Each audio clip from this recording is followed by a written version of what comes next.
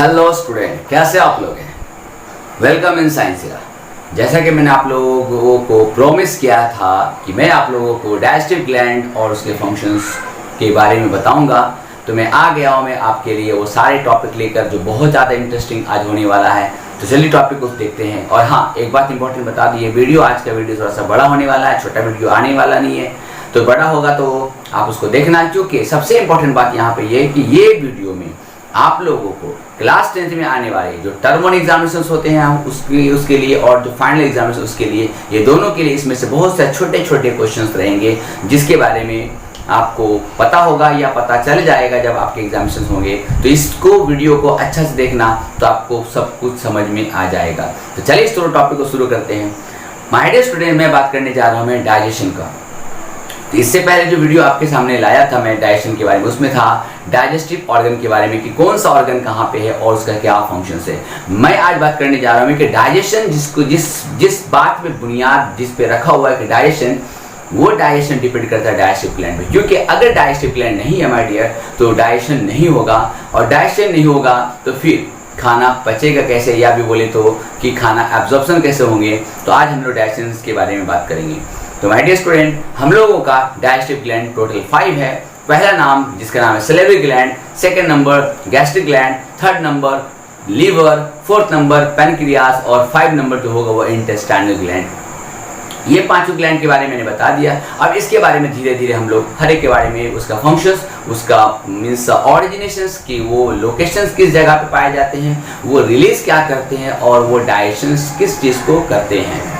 तो टॉपिक शुरू करते हैं माय डियर। यहाँ पे बात हो रही है सैलिवरी ग्लैंड के बारे में। बिल्कुल सही सुना आपने। और ये सैलिवरी ग्लैंड होते कहाँ पे, तो मैंने पहले बता दूं आपको, जैसा कि मैंने पिछले वीडियो में आपको बताया था कि सैलिवरी ग्लैंड जो होते हैं वो बक्कल कैविटी में, और ये 3 पोजिशंस में होते हैं, मतलब कि 3 ग्लैंड को मिलाकर सैलिवरी ग्लैंड बोला जाता है। ठीक है, सबसे पहला बात, ये ईयर के पीछे, मतलब कि ईयर के जस्ट बिलो नीचे होते हैं, पहला पॉइंट। दूसरा पॉइंट कि ये टंग के नीचे होते हैं, और तीसरा पॉइंट ये जो लोअर जॉ है इसके जस्ट यहाँ पे होते हैं। तो एक कान के नीचे और एक लोअर जॉ के जो एंगल जहाँ से हम लोग जबड़ा जहाँ पे खुलता बंद होता है जिस जगह पे, उस जगह पे होता है, और एक टंग के नीचे, ये 3 जगह पे होते हैं। ये बात समझ में आ गया। बात लोकेशंस ये कहाँ प्रेजेंट होते हैं। पॉइंट नंबर 2 जो सबसे ज़्यादा इंपॉर्टेंट है, हम लोगों को पूरे 24 आवर में हम लोगों का सैलिवरी ग्लैंड 1 से लेकर 1.5 लीटर तक सैलिवा मीन्स थूक या बोले तो लार रिलीज करते हैं। अब इसमें होते क्या है माय डियर स्टूडेंट, इसके अंदर बेसिकली अगर हम लोग क्लास 10 की बात करें तो सिर्फ इसमें सैलिवरी एमाइलेज या उसका ओल्ड नेम जिसका नाम है टायरिन, ठीक है ना, याद रहेगा आप लोगों को। लेकिन इसके अलावा इसमें म्यूकस प्रेजेंट होते हैं, इसमें वाटर प्रेजेंट होते हैं, और इसमें लाइसोजाइम एंजाइम भी प्रेजेंट होते हैं। म्यूकस और वाटर क्या करते हैं ये बात तो आपको पता है, जो आपके इंटरनल बक्कल कैविटी को हम सॉफ्टन रखते हैं, फूड को मिक्स होने में मीन्स फूड को सॉफ्ट बनाने में, वोकल कॉर्ड मीन्स आवाज़ को रिलीज करने में, ये सारे में बहुत ज़्यादा हेल्प करते हैं। और लाइसोसोम का काम क्या है कि अगर आप फूड खा रहे हो तो उस फूड के अंदर अगर कोई माइक्रो ऑर्गेनिज्म मीन्स किसी इंसेक्ट के थ्रू या एयर के थ्रू या आपके हाथ के थ्रू अगर चले जाते हैं तो वो उसको उसी मीन्स बक्कल कैविटी में उस मीन्स लाइसोजाइम एंजाइम जो है वो उसको क्या करेगा, रिलीज कर देगा। और सबसे ज़्यादा इंपॉर्टेंट एंजाइम का नाम जिसका नेम था सैलिवरी एमाइलेज। ये बात को याद रखना, सैलिवरी एमाइलेज याद रखना, क्योंकि एक और एमाइलेज आने जा रहा है जो आगे। तो यहाँ पे बात हो रहा है सैलिवरी एमाइलेज का। एमाइलेज वर्ड से याद रखना आप लोग कि एमाइलेज एक ऐसा एंजाइम है जो हमारे फूड जो कि 70% जो है कार्बोहाइड्रेट वाले फूड होते हैं, इस कार्बोहाइड्रेट वाले फूड को डाइजेस्ट कर देते हैं, और 30% तक मतलब माउथ के अंदर 30% जो कार्बोहाइड्रेट वाले फूड जो होते हैं उसको डाइजेस्ट करके माइटोज में कन्वर्ट कर देते हैं। मतलब कि माउथ में ही ये सारी चीज़ डाइजेशन हो जाते हैं। समझ में आ रहा है बात आपको, माउथ में ही वो सारे फूड जो है डाइजेस्ट मीन्स 30% कार्बोहाइड्रेट डाइजेस्ट हो जाते हैं। अगर हम लोग जो है फूड को बहुत देर तक अगर सिर्फ ग्राइंड करते रहेंगे तीत के थ्रू तो फिर हम लोगों का और भी 30% जो है 40, 50, 60, 70 तक है ना, तो ये डाइजेशन हो जाएंगे। और आपको बता दूं कि अगर आप अपने भोजन को मीन्स अपने फूड को ज़्यादा देर तक अगर माउथ पे रखते हैं, जैसे हम लोग पूर्वज बोलते हैं कि भोजन को ज़्यादा देर तक और आराम से और आहिस्ते आहिस्ते खाना चाहिए, तो अगर ऐसा करते हैं तो फूड जल्दी से जल्दी डाइजेस्ट हो पाएगा। लेकिन ऐसा नहीं होता, क्योंकि हम लोग जिस एरा में जी रहे हैं ये एरा बहुत ज़्यादा फास्ट है और हम लोग जल्दी जल्दी भोजन को क्या करते हैं, खा लेते हैं, जिसके कारण भोजन मीन्स फूड आपका डाइजेस्ट नहीं हो पाता। अब जब सलीवा या बोले तो सेलेब्री एमाइलेज या बोले तो वो सारी चीज़ें सब अगर फूड में डाइजेस्ट मीन्स पूरी तरीके से मिक्स हो जाते हैं तो आपका फूड जो होता है उसका नाम फूड बदल के क्या हो जाते हैं, बोलस हो जाते हैं। जैसा कि मैंने पिछले वीडियो में बताया था, याद रखना BOLUS, बोलस में कन्वर्ट हो जाते हैं। अब ये बोलस क्या है भाई, ये बोलस है सॉफ्ट एंड फूड, जो बोलते हो डाइजेस्टेड फूड। अब ये स्लोली आपके माउथ के थ्रू शुरू होंगे, वो जाएंगे गलेट में मीन्स एसोफेगस का स्टार्टिंग में, वहाँ से पहले स्टार्टिंग मूवमेंट होते हुए वो स्लिप होते हुए कहाँ चले जाएंगे, आपके स्टमक में। और स्टमक में आपके लिए मीन्स इस फूड के लिए एक ग्लैंड जो मिलियंस में 3.5 मिलियन जो गैस्ट्रिक ग्लैंड जो होते हैं ना, वो स्टमक वॉल में प्रेजेंट होते हैं और वो बहुत छोटे छोटे होते हैं, ठीक है ना। ये रिलीज करते हैं गैस्ट्रिक जूस, और गैस्ट्रिक जूस फूड का पहले से इंतजार करते हैं, ठीक है। और इस गैस्ट्रिक जूस में 3 तरह के केमिकल्स होते हैं। First name is the mucus, second number is the HCl and third number is the pepsin. याद रहेंगे, ये अकॉर्डिंग टू NCERT बुक की बात कर लूँ मैं। अब थोड़ा सा मैं इसको स्टॉप करके मैं थोड़ा सा स्टमक के बारे में बात कर लूँ। स्टमक एक जे शेप का होता है और इसमें गैस्ट्रिक ग्लैंड होते हैं, ये फूड को चर्न करते हैं, मीन्स टू से जो gastric gland gastric juice release करते हैं इसको पूरी तरह से मिक्स करते हैं, ठीक है ना। यहाँ समझ में आने के बाद अब आ जाते हैं हम लोग म्यूकस की बात करते हैं। म्यूकस एक गॉबलेट सेल्स के थ्रू रिलीज किया गया एक तरह का केमिकल्स है जो आपके internal lining of the mucus को प्रोटेक्ट करता है। ये क्वेश्चन आपके NCERT में बहुत बार क्वेश्चन आया हुआ है कि म्यूकस जो है internal lining of the stomach को क्या करता है, प्रोटेक्ट करता है। किससे करता है सर, तो वो करता है HCl से, क्योंकि आपके फूड में मीन्स आपके मीन्स स्टमक में जो HCl रिलीज होते हैं वो pH लेवल 1 से 2 या बोले तो 2 से 3 लेवल पे होता है, मतलब बहुत ज़्यादा हाईली कंसंट्रेटेड एसिड होता है। लेकिन इतने हाईली एसिड होने के बाद भी हम लोग स्टमक जो है मतलब हार्म नहीं होता है, क्यों, due to presence of mucus. अब आ जाते हैं HCl के फंक्शन की बात कर लेते हैं। HCl जो है ये पहला काम जो होता है हमारे फूड में, अगर माउथ में लाइसोजाइम उसको मीन्स वो माइक्रो ऑर्गेनिज्म को जो है वो किल नहीं कर पाते तो HCl क्या करते, किल कर देते, पहला पॉइंट। दूसरा पॉइंट जो है HCl का फंक्शन जो है वो क्या है भाई, कि जो सैलिवा जो माउथ से होके स्टमक में जा रहा है उसके एक्शन को रोकता है। पॉइंट नंबर 3, जब ये सब काम हो जाता है तो पूरे फूड को क्या करते हैं, एसिडिक कर देते हैं। तो आखिर फूड को एसिडिक करने का मकसद क्या था, मकसद सिर्फ एक ही था कि जो HCl के बाद जो एंजाइम रिलीज करते हैं जो गैस्ट्रिक ग्लैंड, उसका नाम है पेप्सिनोजेन, नॉट पेप्सिन, पेप्सिनोजेन याद रखना। और ये पेप्सिनोजेन क्या है, ये इनएक्टिव मोड है। जब फूड पूरी तरह से डाइजेस्ट मीन्स पूरी तरह से पूरा फूड एसिडिक हो जाता है तो आपका पेप्सिनोजेन जो है HCl क्या करता है, उसको एक्टिव मीन्स इनएक्टिव से एक्टिव कर देता है, जिसका नाम होता है पेप्सिन। अब ये पेप्सिन आपके फूड में प्रेजेंट प्रोटीन जो है उसको पेप्टोन और प्रोटियोसिस में पूरी तरह से कन्वर्ट कर देता है। याद रखिएगा, पेप्टोन और प्रोटियोसिस, और ये सिर्फ 50% ही हो पाते हैं। अब यहाँ पे क्वेश्चन की बात कर लूँ मैं, जो सबसे इंपॉर्टेंट क्वेश्चन जो आपके सामने है वो ये है कि बताइए एक ऐसा ग्लैंड का नाम, name the gland where the only protein digested, सिर्फ प्रोटीन ही डाइजेस्ट होते हैं, तो वो आपका आंसर क्या होगा, आपका आंसर होगा स्टमक। अब हम लोग थोड़ा सा आगे चलते हैं। अब तीसरा पॉइंट, यहाँ पे आपका जो फूड है ये पूरी तरह से क्या होगा, डाइजेस्ट हो जाते हैं, मीन्स सिर्फ प्रोटीन डाइजेस्ट हो जाते हैं। अब ये फूड जो है धीरे धीरे कहाँ बढ़ेंगे, स्टमक से निकल कर स्मॉल इंटेस्टाइन में जाएंगे। माय डियर स्टूडेंट, अब स्मॉल इंटेस्टाइन में जाने से पहले मैंने आपको पिछले वीडियो में बताया था कि जितने भी ज्वाइंट होते हैं, जो भी एक एरिया से दूसरे एरिया में जब कोई फूड को एंट्री होता है तो वहाँ पे एक स्फिंक्टर मसल प्रेजेंट होती है। यहाँ पे जो स्फिंक्टर मसल उसका नाम है पाइलोरिक पीक स्फिंक्टर, ठीक है, समझ में आ गया बात। अब ये फूड जो है डियोडेनम में जाएंगे। मैं इस बात को यहीं पर रोक कर मैं थोड़ा सा बैक आता हूँ, मैं HCl के बारे में बता दूँ। अगर आप फूड जो भी लेते हो और एसिडिक फूड ज़्यादा खाते हैं, या बोले तो जब आपको भूख लगता है तो कोई एसिडिक फूड अगर ले, जैसे मान लीजिए कोई बच्चा गुपचुप खा लिया हो या फिर कोई खट्टा चीज़ कोई खा लिया हो, तो उससे आपके स्टमक में बहुत ज़्यादा हार्म होगा।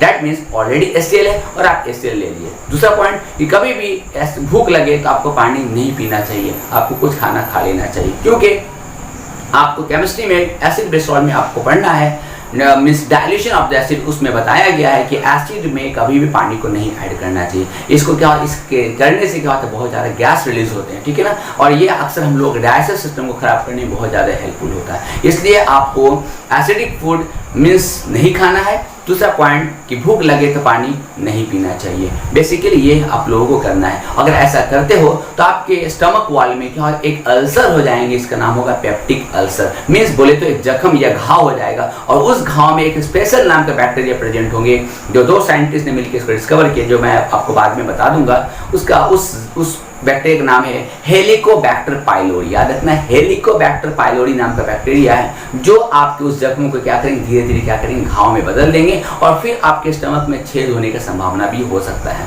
ठीक है, और वहाँ पे बहुत ज़्यादा पेन होता है तो डॉक्टर इसको क्या करते हैं, इसका इलाज करेंगे। तो फिर ये जब ये इतना होता ही है तो फिर क्यों करें ऐसा काम, जब आपको अपना खुद आपका एसिड आपके स्टमक को हार्म करता है तो फिर ऐसा क्यों काम करें। इसलिए जब भूख लगे तो आपको कुछ ना कुछ फूड को खाना है, ना कि कोई एसिडिक, ना कि पानी पीना।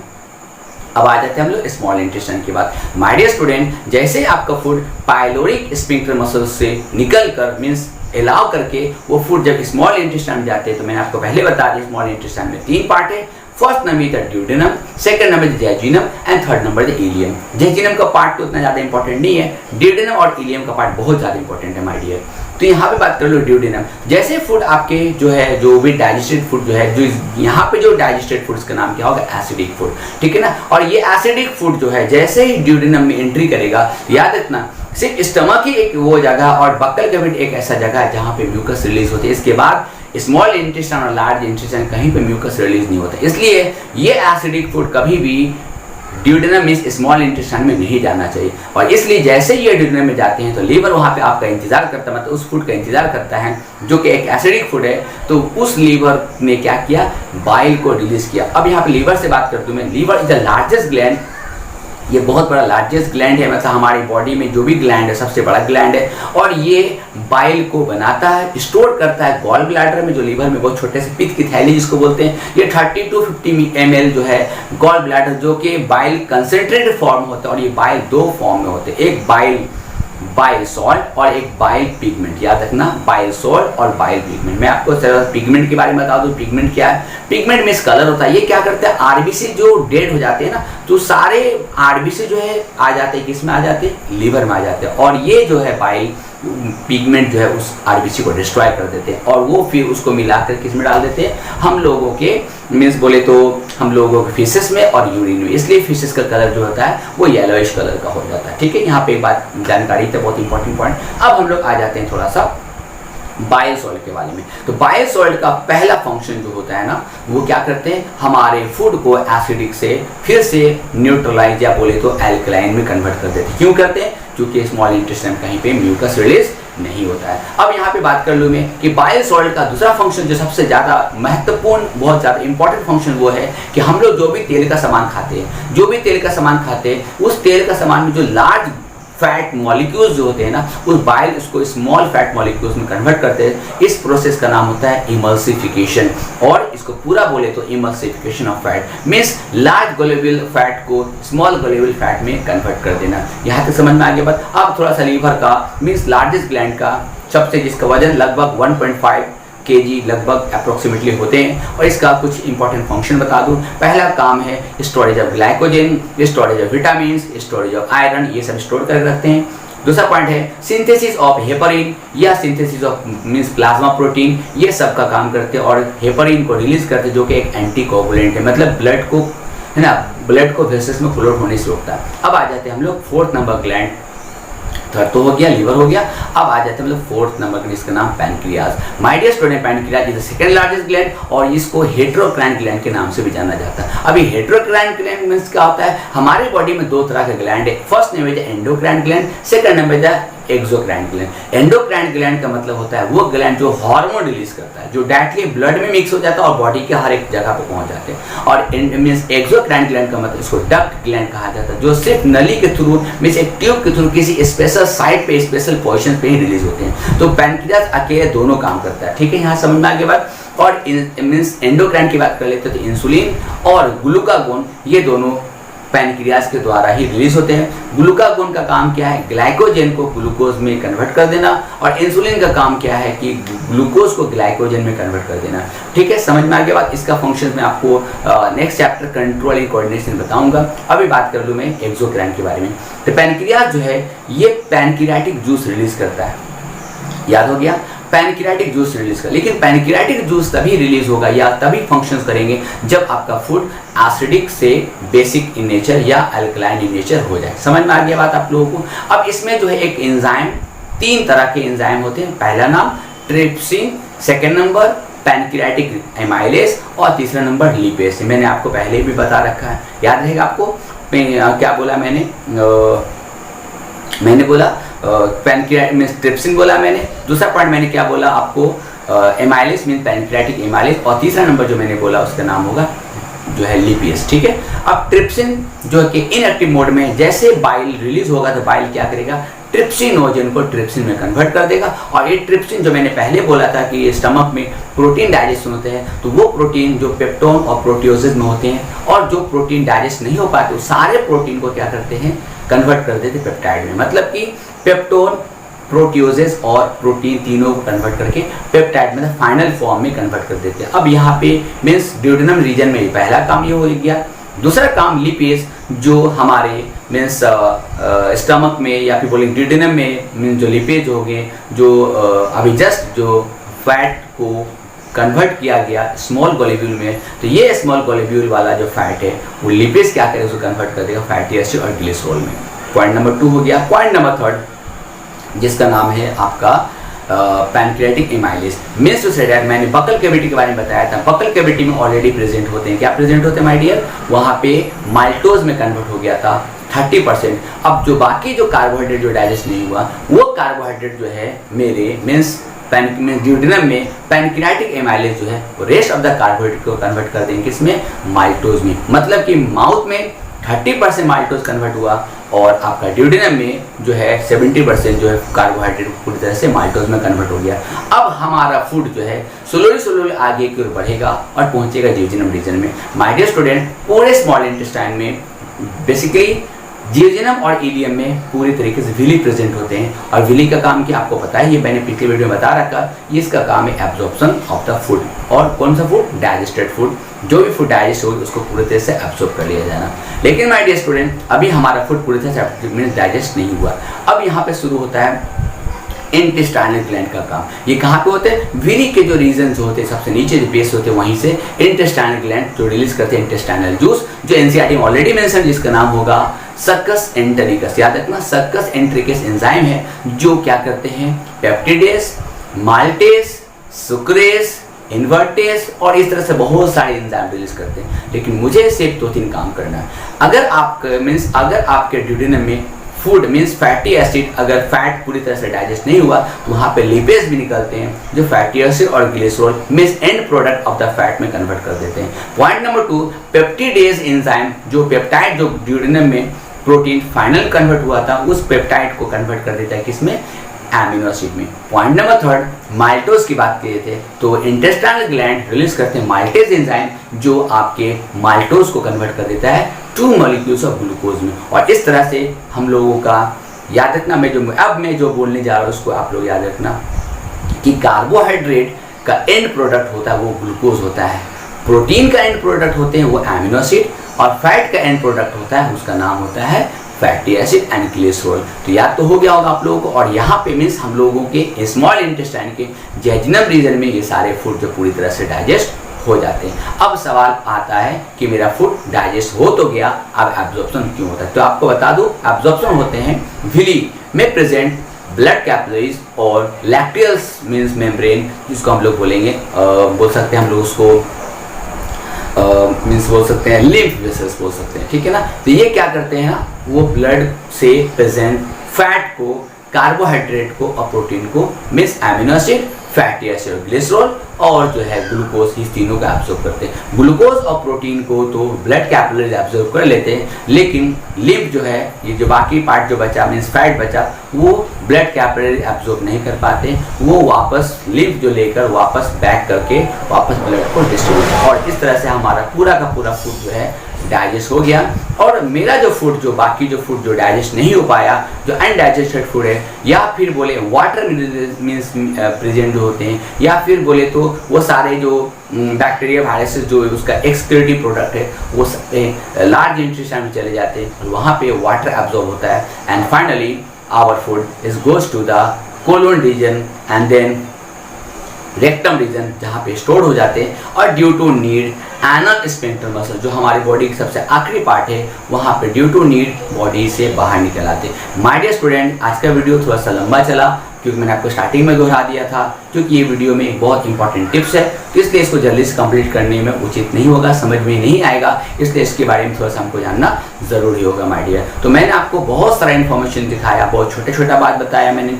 स्टमक में कौन सा ग्लैंड है, किसको कन्वर्ट करता है, पैनक्रियास किसको कन्वर्ट करता है, लीवर बाइल मीन्स बोले तो बाइल रिलीज करते हैं, तो वो किससे कैसे क्या कन्वर्ट होते हैं, बक्कल कैविटी में मीन्स माउथ में सेलेब्री ग्लैंड है किसको कन्वर्ट करते हैं। इस वीडियो को बहुत अच्छा से देखना, ज़रूरत पड़े तो बार देखना, तो मुझे उम्मीद होगा कि आपको ये वीडियो समझ में आएगा, आपके क्वेश्चन आंसर करने के में बहुत ज़्यादा हेल्पफुल होगा, क्योंकि अगर आप इसको अच्छा से देखते हो तो उम्मीद है कि आपको समझ में बहुत अच्छा से आएगा। माय डियर स्टूडेंट, मेरी बात को मेरे इस मैसेज को दूसरे स्टूडेंट तक पहुंचाइए, जो लोग नीडी है, जिसको बाकी टीचर्स के बात को लेक्चर को समझ में नहीं आता। हो सकता है कि मेरे वीडियो आपको अच्छा लगे, हो सकता है मेरे वीडियो अच्छा ना लगे, अगर ना लगे तो कोई इशू नहीं है, और अगर लगता है तो कमेंट्स कीजिए, रिप्लाई कीजिए, और थोड़ा सा हो सके तो सब्सक्राइब भी कर दीजिए। नहीं करते हैं तो भी कोई दिक्कत नहीं, बस आप लोग देखते रहिए, आप लोग अपने क्वेश्चन का सॉल्यूशन करते रहिए। फिर मिलते हैं हम लोग अगले वीडियो, तब तक के लिए